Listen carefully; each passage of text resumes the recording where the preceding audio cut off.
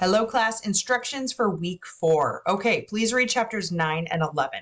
Chapter 9 is all about managerial report writing, and chapter 11 covers the value of nonverbal communication. You have a chapter reflection, 10 points file upload that you will submit at the end of the week. You have a 10-point quiz, and then you have special project 2 assigned, which is a nonverbal communication lesson, your first presentation that you will deliver in this course. So here's what you need to do.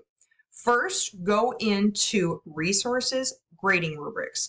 There is a link embedded in grading rubrics titled SP2 Instructions and Rubric that will take you through the instructions in its entirety as well as the grading rubric to see how you are scored.